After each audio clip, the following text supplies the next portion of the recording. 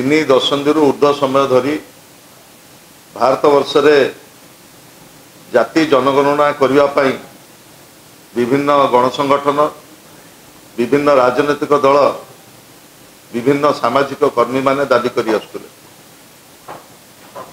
जहाँ कि समाज रे जो गोटा कह जाए जे समस्त को समान अधिकार तार मूल्यबोध उपरे प्रतिष्ठित ये जो जाति गणना दाबी 2010 मसीह ओडिशार तत्कालीन मुख्यमंत्री श्रीयुत नवीन पट्टनायक जो सिद्धांत थिला से एसटी हो एससी हो एवं ओबीसी हो समस्त को समान अधिकार मिलू से पार्लियामेंट पटल रे बिजु जनता दल तरफ दृढ़ दाबी रखा जाइथिला जे जाति भित्तिक जनगणना करा जाओ एवं से समय ए दाबी नवीन बाबू निर्देश देइथिले पार्लियामेंट रे जो माने संसद रे थिले से कथा मध्य दृढ़ भाव में यही उठे जे जो भली भाव में समाज रे सामाजिक न्याय प्रतिष्ठा हम से ताकू आखि आगे रखी आमर मेडिकल हो इंजीनियरिंग हो प्रत्येक शिक्षा क्षेत्र में जो भली भाव में ओबीसी रिजर्वेशन रही पारिबो ताकू आखि आगे रखी ताकू पार्लियामेंट रे एक कथा उठा जाइतिला। परवर्ती समय रे 2020 मसीह ओडिशा विधानसभा रे नवीन पट्टनायक मुख्यमंत्री थिला बेले गोटे बिल आसीथिला एवं से बिल रे संशोधन करागला जे एससी एसटी एवं ओबीसी किभली भाव में ओडिशा रे गोटे सामाजिक न्याय प्रतिष्ठा हो पारिबो सेतिपई गोटे कमिशन गठन हो एवं से समय विधानसभा रे सर्वसम्मत ए प्रस्ताव ग्रहण होइतिला एवं ओबीसी कमिशन ओडिशा रे प्रतिष्ठा होइतिला एवं जस्टिस रघुवर विश्वाल का नेतृत्व रे प्रथमे एठी ओबीसी कमिशन गठन होइतिला एवं तार लक्ष्य थिला जे किभली भाव में समाज रे जो वर्ग को 50 रु ऊर्ध्व जो वर्गर प्रतिनिधित्व रही ओबीसी तांको किभली भाव में मुख्य स्रोत को अणाजिबो एवं शिक्षा क्षेत्र में कहतु सामाजिक क्षेत्र में कहतु अर्थनैतिक क्षेत्र में समस्त को समान अधिकार मिलिबो एवं तार परवर्ती समय रे से पार्लियामेंट हो से विधानसभा हो एवं से राजरास्ता हो बिजु जनता दल एथिपाई गोटे लंबा लड़ई नवीन पट्टनायक नेतृत्व में आम लड़ीचु एवं गला काली जोटा पार्लियामेंट रे प्रधानमंत्री काली जो कैबिनेट डिसीजन कले जाति जनगणना करा जाति भित्तिक जनगणना करा ताकू आमर गोटे लंबा लड़ईर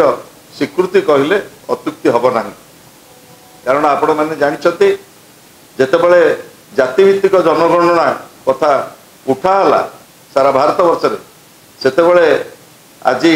जो माने केंद्र सरकार अच्छी से मत थिला जदि जातिभित्तिक जनगणना करा जाए तेबे समाज दुई भाग रे विभक्त हबो एवं एथिपाई मध्य ताकत भारतीय जनता पार्टी तरफ बहुबार पार्लियामेंट रे जातिभित्तिक जनगणना को विरोध करा जायछि किंतु परवर्ती समय जितेबले सारा भारत वर्ष रे ए स्वर अत्यंत शाणित हला एवं ए स्वर को आगो को किभली भाव में नियाजिबो सेतिपई जितेबले प्रांतीय स्तर रे जनमत सृष्टि हला सेतेबले बाध्य होई केंद्र सरकार यही जो जनगणना एवं ताको जातिभित्तिक जनगणना करबा पई जो निष्पत्ति नैछंती ये बिजु जनता दलर गोटे लंबा लड़ईर तार उपलब्धि कहले अत्युक्ति हम ना एवं मुझे कही रखा चाहे एटी केवल एससी एसटी ओबीसी कथा पड़नी समाज रे किभली भाव में गोटे समानता आसीबो एवं समस्तंकर जो सामाजिक न्यायर जो स्वप्न 35 वर्ष तले भारत वर्षर सामाजिक न्यायर जो नेतृत्व माने देखी से किभଳି भाव से स्वप्न साकार हम ताकू आज आमे गोटे पद हासिल करचे गोटे लक्ष्य हासिल करचे किंतु मोडालिटी आसिला परे एक कथा स्पष्ट हम किभଳି भाव में जाति भित्तिक जनगणना हवाक जाउछि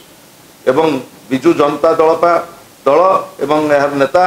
श्रीयुत नवीन पट्टनायक एथिपाई संपूर्ण भाव में प्रतिबद्ध एवं तांको नेतृत्व में 2010 मसीह पार्लियामेंट को आरंभ करी ओडिशार राजरास्ता पर्यंत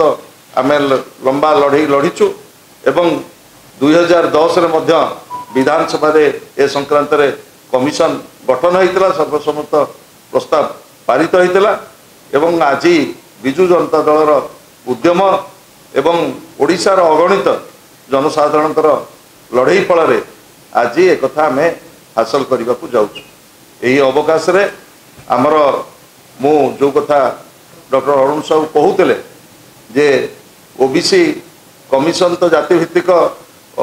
जनगणना करने केंद्र सरकार स्थिरीकृत कले किंतु शिक्षा क्षेत्र में किभଳି भाव रे आमर नीट इंजीनियरिंग रे किभଳି भाव रे तत्काल